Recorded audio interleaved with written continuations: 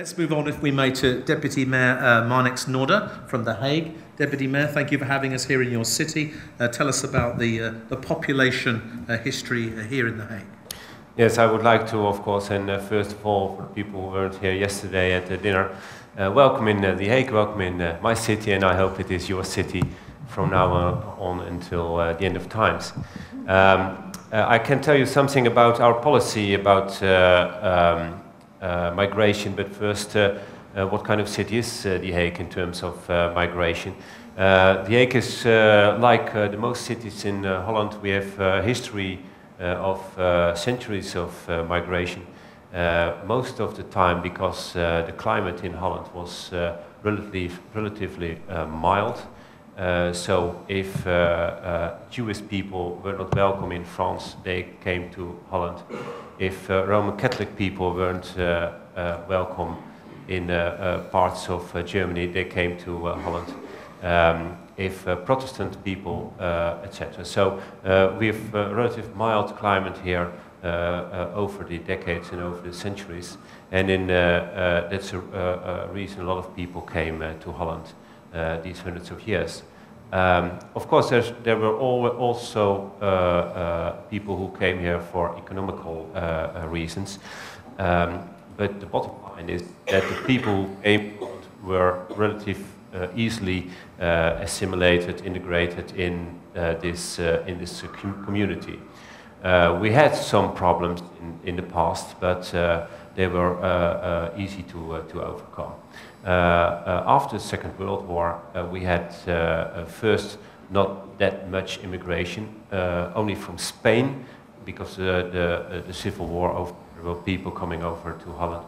And then a lot of people came into Holland from Turkey and Morocco in the period of the 60s and 70s.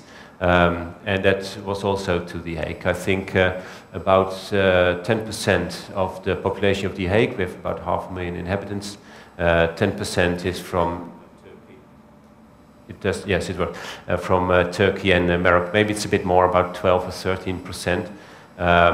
But the problem is that they came into a very short period of time, maybe about 10 or 15 years they arrived to Holland. And we first thought of them being here only for a few years. They stayed longer, they settled here, and the second generation was born, of course, here. And because their idea and our idea was not completely the reality after all, we have these questions about how to participate these group of Turkish and Moroccan people. I think it's not working all the time, the microphone. Shall I take this one? Is it better? Is this one? Yeah, this one better? Okay. So maybe we discuss about it later on. Then we have this, wow, it's getting very deep now. Okay. Under the sea level. Then we have now this new influx of people. These are people mostly from Poland and Bulgaria, so it are of the Middle and East European countries, and they are the new people who work in the greenhouses, the hothouses. They are situated on the south side of the city, and their number is growing very fast.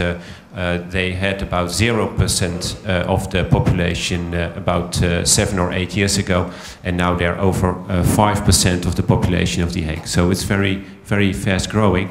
And I foresee that as one of the big problems, big challenges, as to say that way, for the future.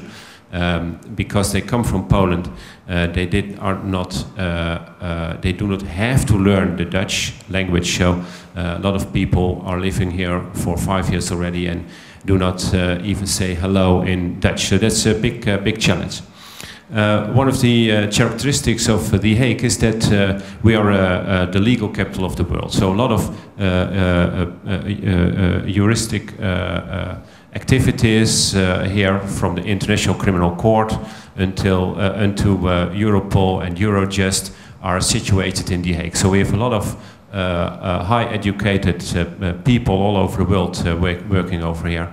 And it's not only the low income level of migrants in The Hague, but also the high income level. And that's also quite a challenge in the city, because a lot of people think, well, it's good to be an international city, but is there enough space for us to live here as born people of The Hague? So that kind of tension is on the low end as well as on the high end of the society, and I'm preparing to get some answers for that kind of questions, and I hope to find them from your experiences in your cities as well as I can share my experiences with you. Thank you very much, Deputy Mayor, and thank you again for having us here. Let's go immediately to Barcelona, and we'll hear from Daniel de Torres, who's the Commissioner for Immigration and Intercultural Dialogue. Thank you very much, Claire. Well, Barcelona has a long tradition of migration city, but of course it's been in the last century as internal migration from Spain. During the 50s, 60s, more than 700,000 people came to Barcelona to live from south of Spain and other areas. But now just one figure, just to have an idea what has happened in the last 10 years. On the January 2000 resident population, foreign resident population in Barcelona were 3% of total. That was like 40,000 people. And in 10 years, that goes until almost 300,000 people, more or less 18% of the population. That means that we've done in 10 years what other places, cities, countries, you did in 30, 40 years. So we are still in a kind of a shock. And it's like very interesting how I think we are in one of the most interesting moments in our history, and that's for real. Just few ideas about this process. I mean, you need to know that this arrival of people is been in terms of, in a context of economic growth, and in terms of the degree of irregular migrants has been really high, because basically almost 50% of our foreign residents now came from South American countries.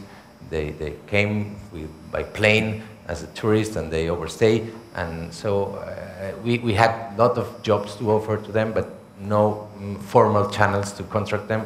So we make this big, kind of contradiction to open our barriers, but having people undocumented. We've got, I think, interesting ways to try to solve this situation, and now I think we have one of the most interesting laws in terms of how to canalize economic migration in Europe. For example, just for you to know, yesterday was presented the good practice of this register from the city. I mean, in Spain, there is a municipal register. It's for everybody. It's a right and it's a duty. So everyone, even if you have papers or not, you have to register in your city. So we know who are living in our city, even if they have or no papers. We don't know that, and we don't ask. That's because we need to plan our services, and that's because they need this register to get access to public health and education.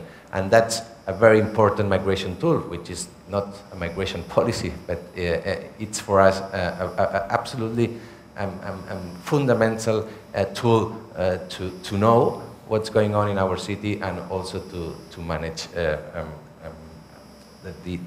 planification of services, and also in order to regularize in the future the people. And just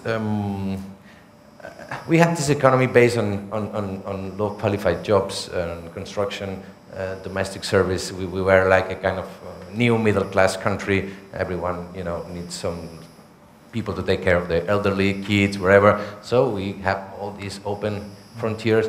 And now, well, now people are saying, well, now with the crisis, maybe, we don't need you that much now, no? And now is a very important moment. But I think we are not doing that bad now, but the challenge starts now for us. I think we are really at the beginning of the real thing. And just to finish, just one date, I think it's important. In Catalonia, the birth rate has been lowest in the world in the last 2 centuries, one of the 3 lowest in the world.